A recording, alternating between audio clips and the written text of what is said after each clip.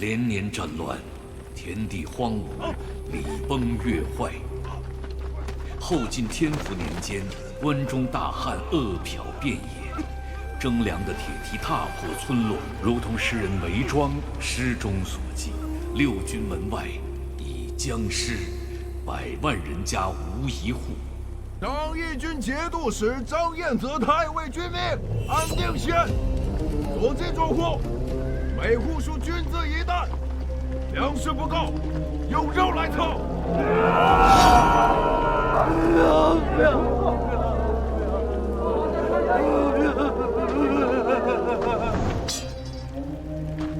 父帅，晋元四州有38000户百姓。上天有好生之德，以民为食，此君为野兽。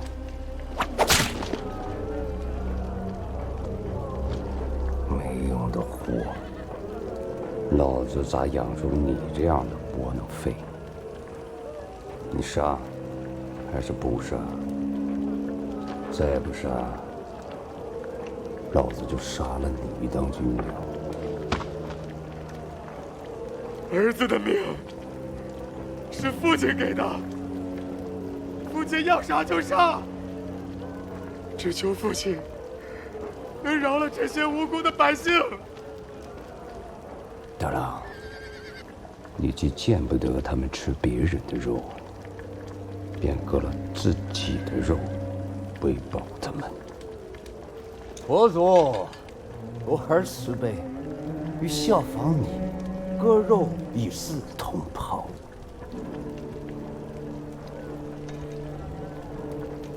好啊，有事。穆强在。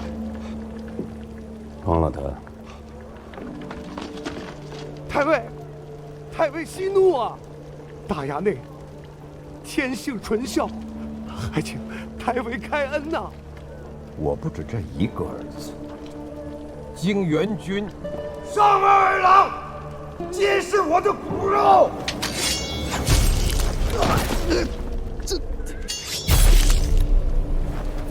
谁饿死我的骨肉，我便磨碎他的骨头，做军粮。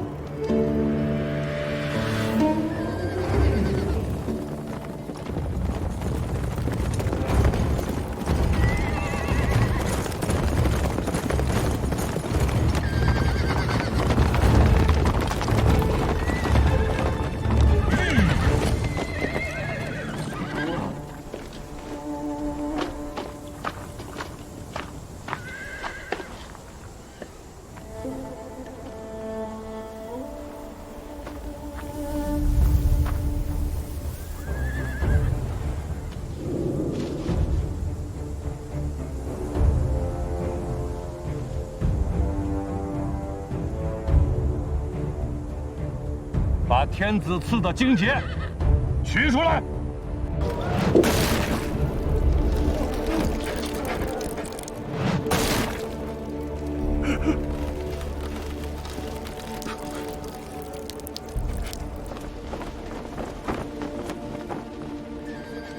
军中只听得太尉军令，听不得其他。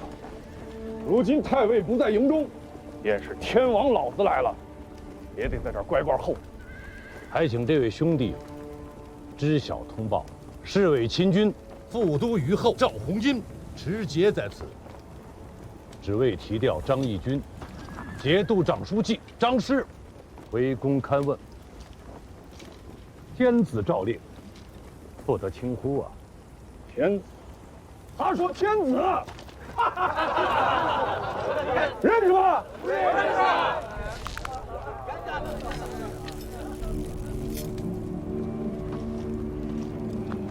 阿爹，这种汉子也不是办法，我给他对两份马蹄金试试。大郎，这是一镇节帅的原文，不可孟浪胡闹。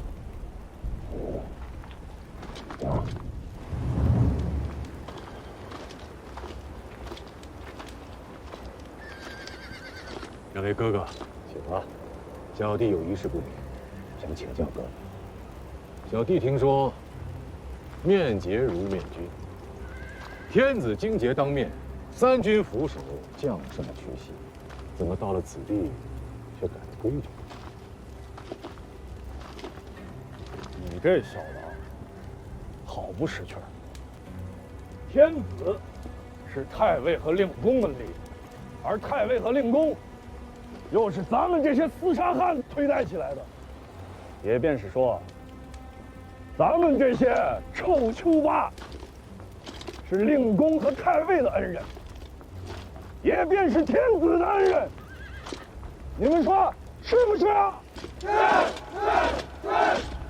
天子给太尉和令公们荆节，那是为了报恩，岂是让你们这帮人拿到军中来耀武扬威，作威作福的？都别动！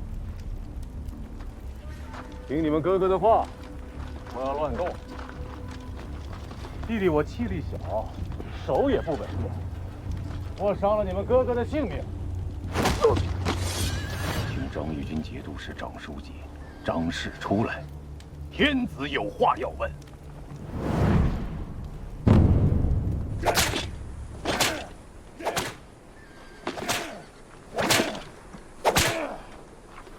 不知天高地厚，不长这个东西。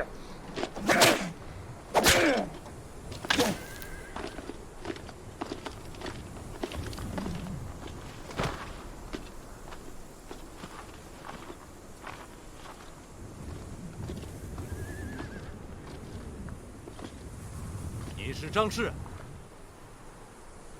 你的密奏，朝廷已经收到了。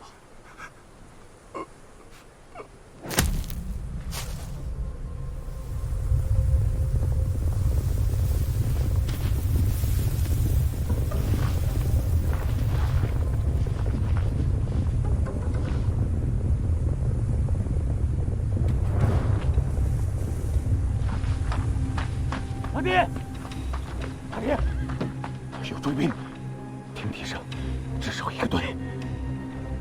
单长大，走。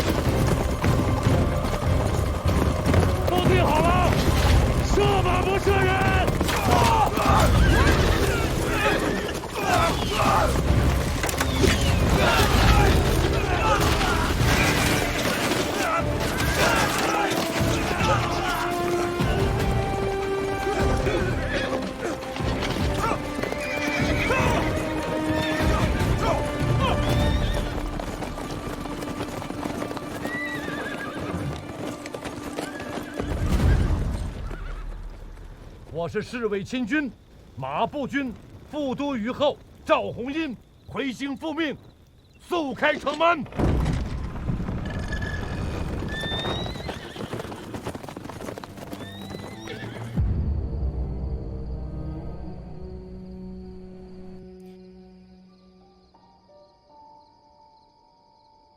此时的赵匡胤，连一个殿前承旨的官身都尚未取得。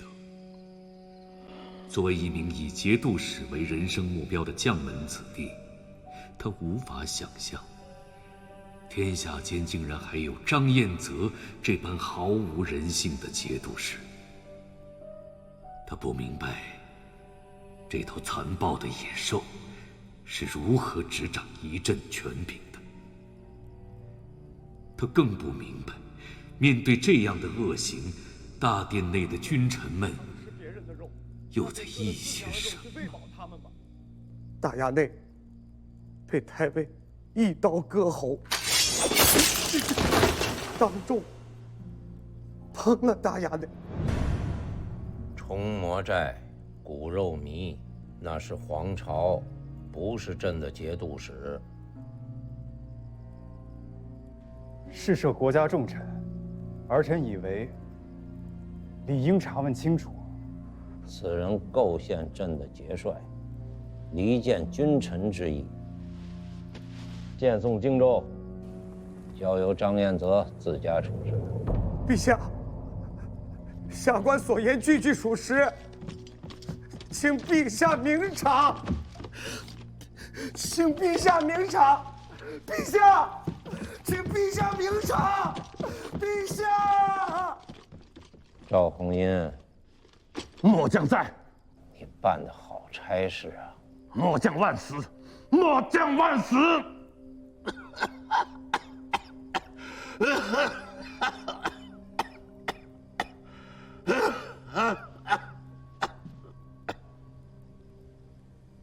你也是同光元年当差的老人了，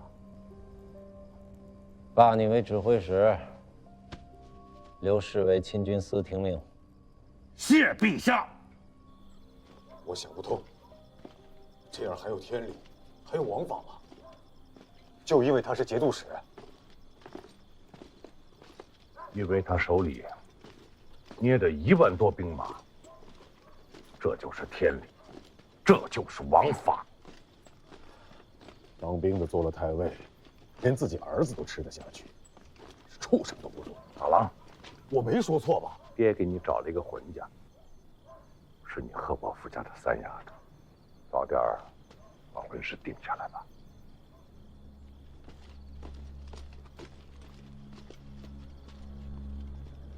朕一向诚信守义，契丹出于道义救了朕，那朕就应该诚信守约来报答。现在安重荣要打契丹，是想陷朕于不义，这仗是不能不打了。兵马未动，粮草先行。顺国节度使杜重威境内扩谷得100万户，只上报30万，其余皆入私囊啊！吴越国的共赋已经在路上了。对，朕还有吴越国。吴越国东面临海，南面与闽接壤，其余国境皆被强邻南唐包围。为求存续，吴越前世世代奉行善始中国之策，向中原王朝称臣纳贡，以保境安民。中原政权已借此在东南牵制南唐。在此战略之下，吴越国专注内政，发展民生，在乱世中维持了一段相对稳定的时期。去岁在建州，大军没了粮草，惨遭败局，成万的兄弟死在了那里。我们这些活着的弟兄就是想不通，中原那个丢了燕云16州的儿皇帝一句话，大王就把粮草都送了过去。为何我们讨论饭菜，兄弟们都不得歇着？这是何道？安生日子过得久了，长脾气了，竟敢在这里妄议大王的教命。红俊参见胡令公。老令公这话，我等可担待不起。亡命惶惶，谁敢轻忽？只是为了替去载出生入死的弟兄，好要些赏赐而已。才得与大郎君分说明白。老令公是军中元荣，此中的情弊，自然是晓得的。你是天福2年部的军纪，今年也有65了吧？回老令公的话，末将是7月的生日，全马齿66了。当年徐载寺之乱，惹得先王好生狼狈啊！还是当今大王为父分忧，去宣州田家，做了上门女婿，这才收拾了首尾。我记得那时候，府上人人为难，不肯跟从。大王去宣州的时候，身边只带了你一个长随。往事已矣，此事令人唏嘘啊！替大王分忧是咱们做臣子的本分。你是个忠心的，自然不会让主上为难。将周平剥去衣甲拖出去，斩了。哎，老令姑，哎，大老君，大老君，末将不服，末将不服，大老君！令姑，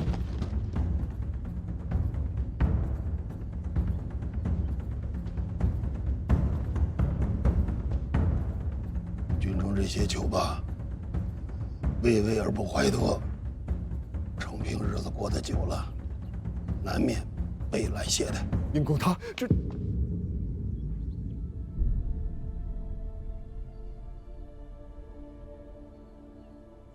大王既许了你兵权，郎君不可妄自菲薄。是。你看着胡进思把周平给杀了。事情发生太突然，儿臣来不及阻止。周平当年跟着孤去田家的时候，孤曾允诺过他，若是能活着回去，此生定护他周全。周平聚众讨要上次，祸乱军心。吾肃王遗训，勿伤手足。兄弟之情，断了手足，难再续。传我的令，开内库，厚葬周平。连夜补发赏赐。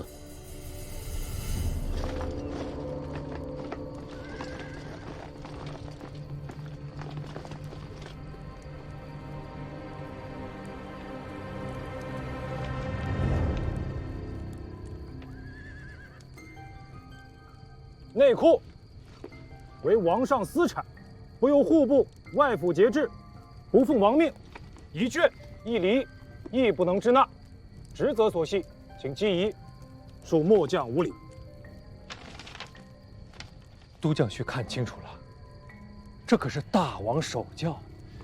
末将粗鄙，便不得硬要真伪。已遣都校去请内衙戴太尉来此，请记疑稍后。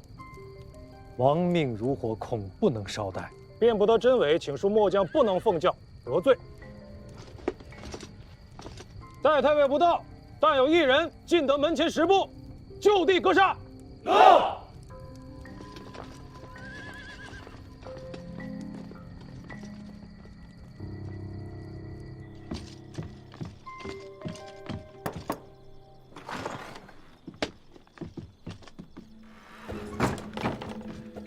如何？用戴太尉的名义暂时瞒住了。若来的不是沈文启，万事皆可推搪。此人智略过人，我此时现身此处，他定然生疑。程昭运的沙伞如何还不到？已经派人去请了。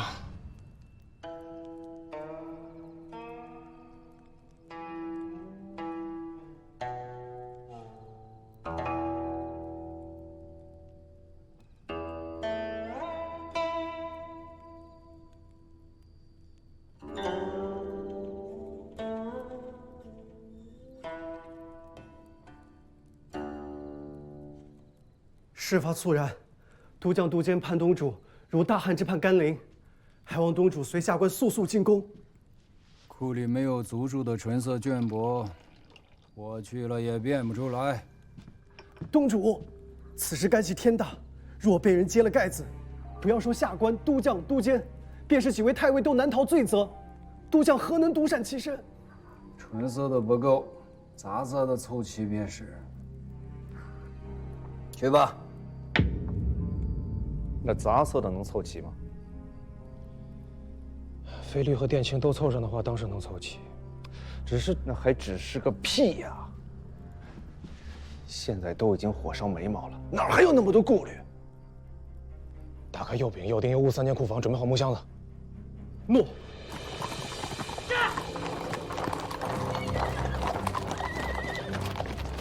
下官东府安抚使司主管金义文字沈文启参见胡令公。扩城区的，快出来！末将何成旭给老雷公请安。谁给你的胆子？敢在王宫内公然抗拒王命？请老雷公息怒，末将知道错了，实在是戴太尉曾有严令，厉声院违法。几十年前老王起兵的时候，老夫便是内衙左校了。白云他娘还没曾出过门子，你拿他来压我？末将吃了中央谋了心，实在是罪该万死，甘愿感受老雷公责罚诸事。保命如山，耽误了时辰，误了大事。老夫当着各都将士的面，架起大火炖了你。末将遵命。你们这群傻才，还拉在那儿做甚？还不快翻出来！快点！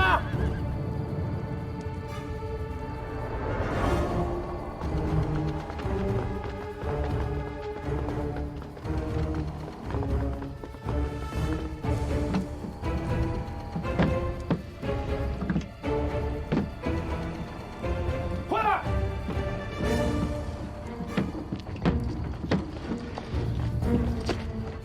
末将早已准备齐当，不敢误了申级公事。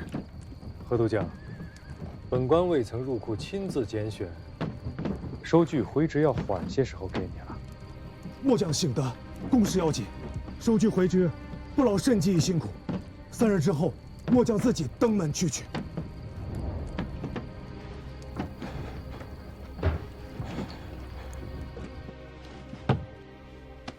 这些绢帛有何不可呢？历来赏赐军卒，所费绢锦皆为黑灰两色，即便颜色再上一等，也至多为青色。绯、绿、靛、青皆为品级所用，庶人用之为僭越。也是，5品以上服绯，6品、7品服绿，8品、9品为靛青。其一，历来赏赐皆为纯色，此番兑换杂色，殊为有异。其二，下官手持王命，而其竟敢抗命，一直拖到胡令公亲来，这才领命，其胆大妄为，令人诧异。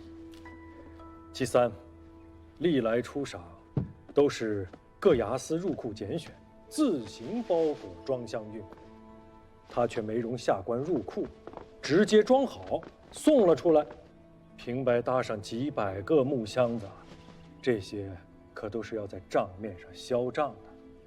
难不成这些箱子钱他自家垫了？其四，历来出赏都是出账即签收据，他却连凭证都没当面要，口称日后自己来取。此事虽然方便，却不合规矩。事情明摆着，这是闹了家贼了。到底怎么回事儿？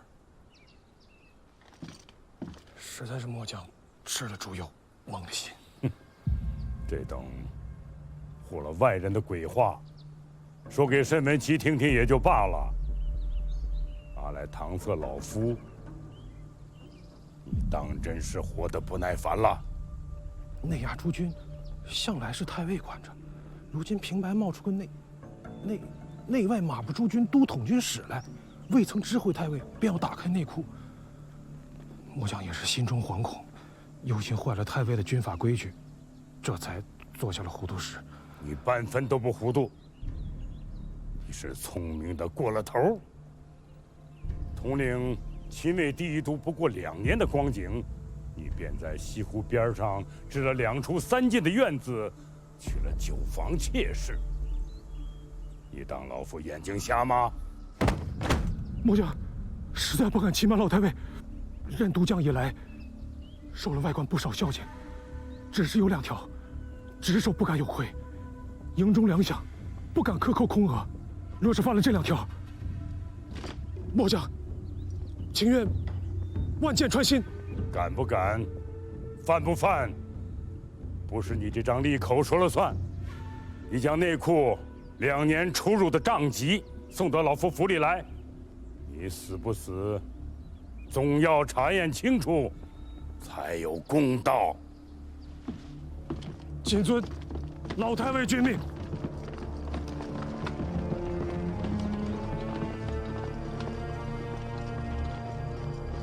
欺上瞒下，鸡鸣狗盗。何承训不过一介都将，公然盗卖王家私产，胆子实在太大了些。内库资助绢帛珍宝万千，都是寻常人家难得一见的东西。但凡流入市面，东西两府各处州县地方官吏岂能无所察觉？如何能做得滴水不漏，上下不闻？大郎兄，如愚公，这箱子你们可曾见过？这箱子怎么了？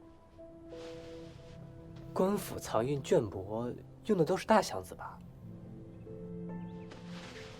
东府库藏所用的箱子，皆是长宽3尺见方的大箱子，确实未曾见过这等长3尺、宽1尺的小箱子。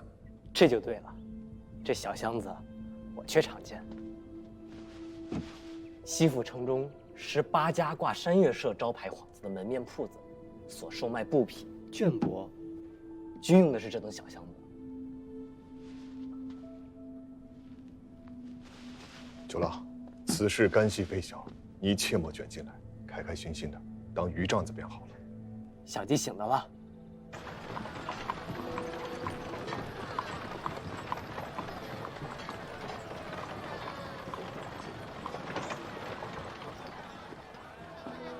未知客从何来？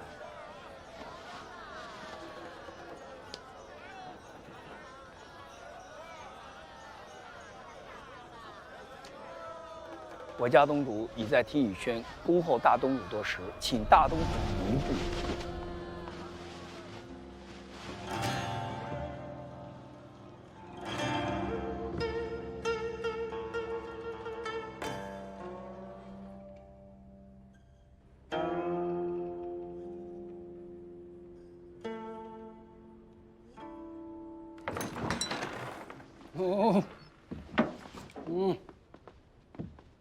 云清兄，久违了。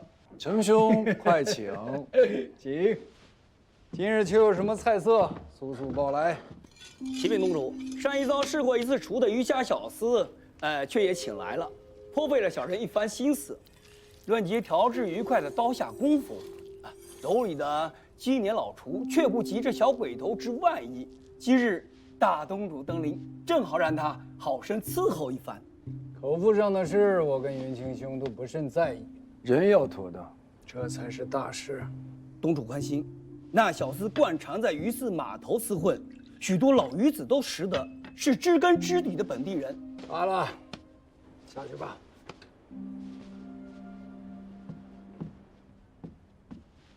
程兄，世子已薨，如今的大王身子骨也不大好。试问这萧墙之内，哪位王子出头？前王诸子，以大郎君声望最隆，三郎君兵权最盛。只是此二人都是过继子，大郎君乃前王之兄武令公长子，三郎君本家姓孙。都是假儿子，当不得真。有人说，周平带头闹事，背后撑腰的是代孕。这个事儿你怎么看啊？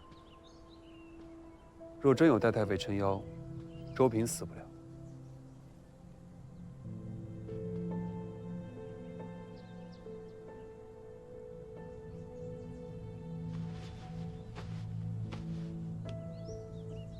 代院是儿臣的姑父，儿臣在西边手握兵权，代院在内廷掌管内衙军。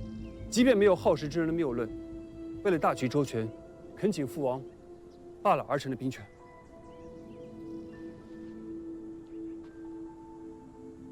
吴越的周全，还望你们守候。儿臣当万死不辞。如此说来，如今前王的亲儿子里，有能看的。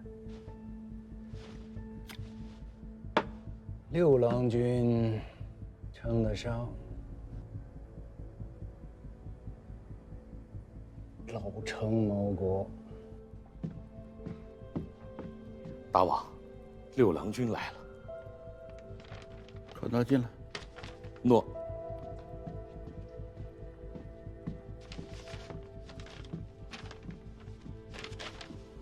简教太傅，镇海镇东节度副使，参丞相府事，臣洪佐觐见大王。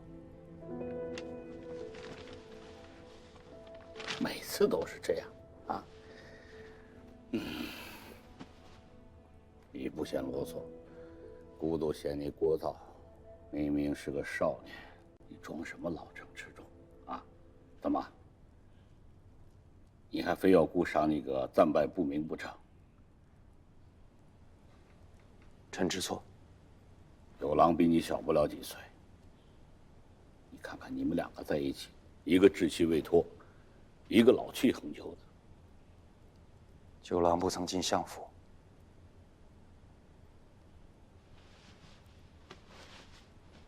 进了相府，便不是姑的儿子了。礼不可废。姑想让你喊一声阿爹，就这么难吗？在家为父子，走事论君臣。钱家的这位六郎君，竟然是如此一位妙人，有如此一位老成谋国的郎君坐镇内廷，你这参耗子居然还敢如此肆意搬弄生意？家也大了，立国的时候长了，难免要生出一些城狐射手。我不过是个经手的，真正靠这些生意吸血发财的，还不是国中这些勋贵子弟、军中宿将。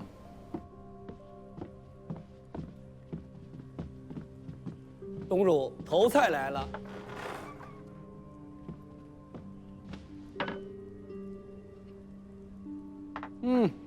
可有名号？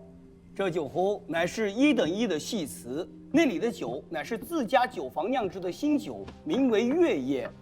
这鱼长24拱，故为24桥明月夜。好名字，云清兄，请，请。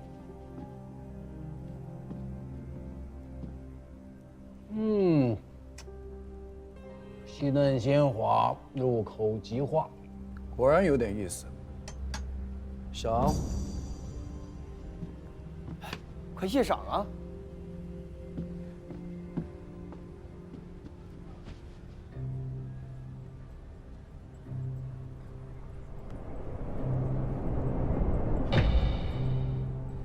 小人谢贵人的赏。罢了，下去吧。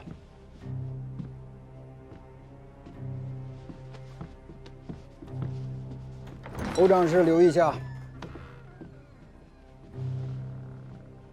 此人姓甚名谁？鱼字上的鱼字纹换作做酒精，只因曾亲眼见他入水徒手捉的一条酒精大鱼上来。姓什么？却不知晓。见了金子不猛然也不狂喜，反倒错愕。看来这金银鱼它并不新鲜，或贵或利，一分不多，一分不少。这是大户人家教养出来的子弟，礼数上毫厘不差。那人靴子底下没有泥，却透着一股咸腥之气，应该是在海中乘船过来的。海上波涛汹涌，可是凶险的紧啊！所以船不会小。这小子竟是细作眼线，小人这便去拿了他新闻。追不及了，两奉上贺礼，在西府盯着咱们的又何止一家两家，拿也拿不过来。不过此子年纪轻轻，厨下手段了得，怕是有些家世。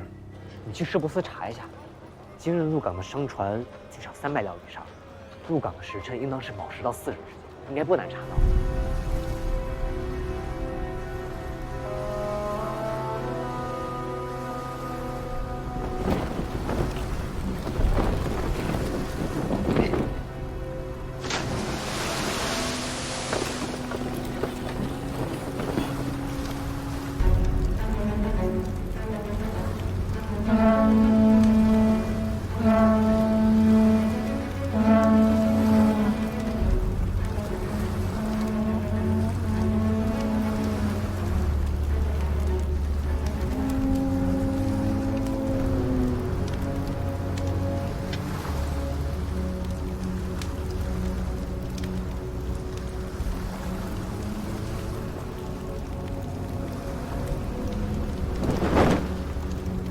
别躲了，里边气闷，出来吧。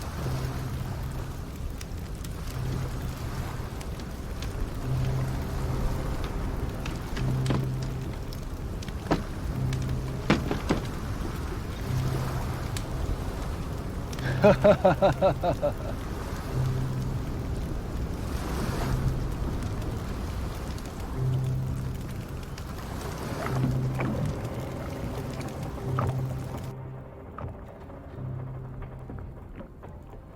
饿了，可有吃食？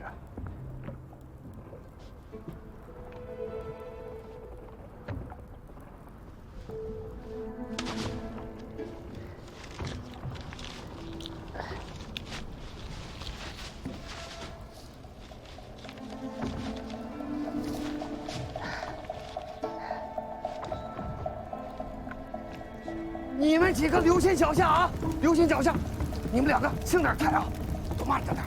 来，哎呀，都小心些！再要如此粗疏，自家跳下去喂鱼，都抓紧装起来，快点，要装好。快，抬走，抬走，抬走！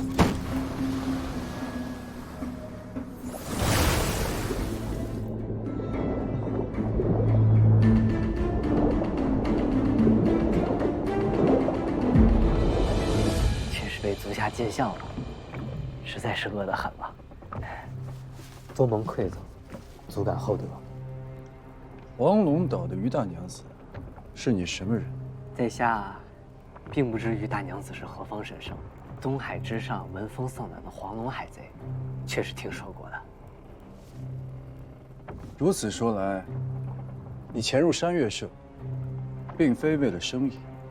那要看足下与山岳社做的是什么生意？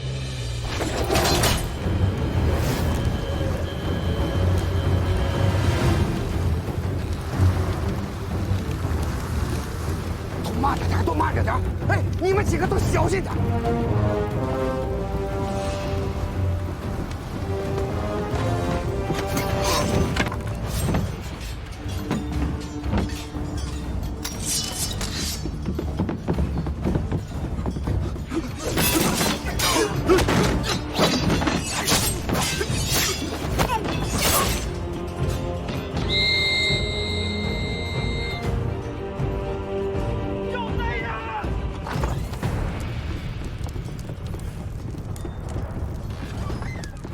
出事了，是我楼上的人。大东主尽管安心处置，小人蒙大东主一饭之恩，尚未回报，不敢擅离。大东主若不放心，可遣一二心腹在此守护。仔细伺候好这位小郎君，莫要怠慢。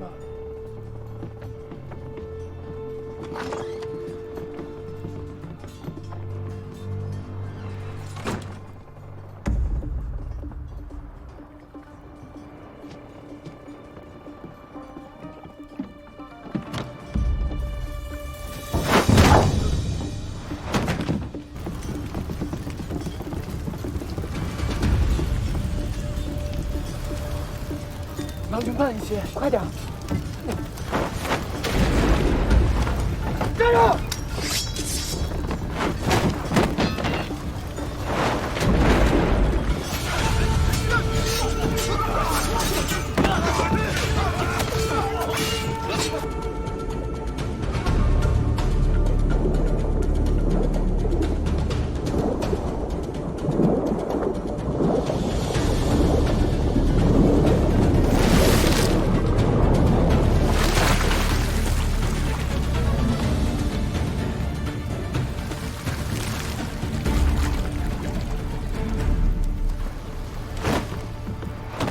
放过我吧，放了我吧，哥！放我出来，放我出来，哥！老实点！这位英雄，我们是不是有什么误会？你最好少说话，要不我就把你的舌头割下来喂狗。